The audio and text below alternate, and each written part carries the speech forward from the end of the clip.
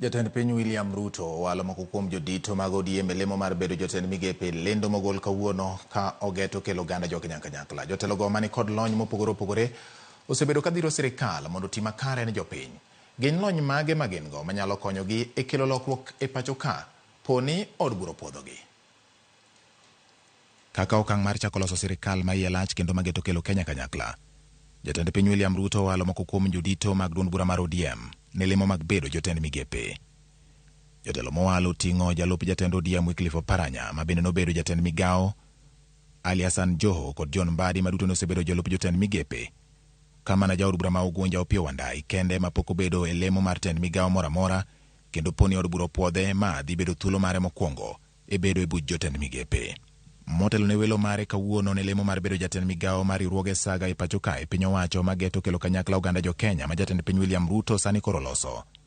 Wycliffe Oparanya manodonjo e siasa higa mar 2002 kaka jaod bura ma Wutere ne osebedo lemo mar jatend migao e kinde 2008 nyaka 2013 kano obedo jatend migao mar dongruok kod lek ma idendo ni Vision 2030 e kinde telo mar Barua Bara manobedo e kindo gai mar ODM Raila Odinga kod manen jatend piny mosenindo Mwai Kibaki tok tulo manumoche pacho kae tok yiero mag 2007.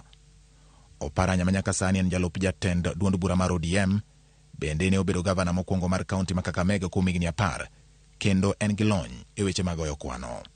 Bang' yombe yiero mar kar chung' bura ma Kisauni e yiero mar 2007 kendo bang' ODM donjo e winjruok kod PNU mar loso sirikal mar Barua Bara, Ali Hassan Joho masani koro wal ne lemo mar bedo jatend migao mar weche mag mwandu mawuok e bwolo kod dongruok mag ohala mag nam ataro kod nembe mamoko ne oyier kaka jalup jatend migao mar weche mag wuoth, lemo manomako kochakore higa mar 2012 nyaka 2013 e bwo sirikal mar Barua Bara kane pok odhi olaro kom mar gavana mar kaunti ma Mombasa, kom manoloyo kendo bedo e komno kuom thuolo mar higni 10.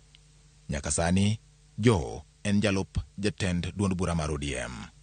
E kindeno mar sirikal mar Barua Bara manochuogo apisi mar Prime Minister bende mane hap John Mbadi oleng'ore e kinde manoyiere kaka jalup jatend migao e apisi mar Prime Minister. Poni welo mare kaka jatend migao mar omenda opuodhi kod od bura, Mbadi biro bedo jaluo mokwongo bedo jatend migao mar omenda e sigana mar piny Kenya. Motelo ne welo mare Mbadi mosebedo kod lony e weche mag siasa nyaka ne odonje e od bura higa mar 2007.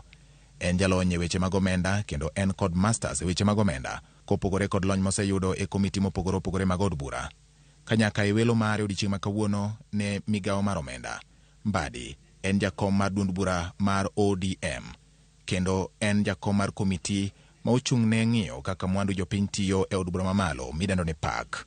E listi mar joma owal ne lemo mar bedo jotend migepe bende oting'o jaod bura ma Ugunja James Opiyo Wandayi kendo jatend kweth manok e od bura mamalo ma koro wal ne migao mar teko. Poni opuodhe ma dhi bedo thuolo mokwongo ma Wandayi bede buch jotend migepe. Wandayi ma bende en jatelo mochung' ne weche mag siasa e duond bura mar ODM kendo en gi lony e weche mag pur. Bang' welo makamano, wang' koro ng'iyo jotelogo mosebedo kasundo jatend piny William Ruto kod piny owacho mare mondo tim makare ne oganda jo Kenya kaka gibiro tayo chenro maggi mar kelo lokruok poni opuodhgi magikawo lemo mag bedo jotend migepe e lemo ma koro walgie. George Bati, Ramogi TV.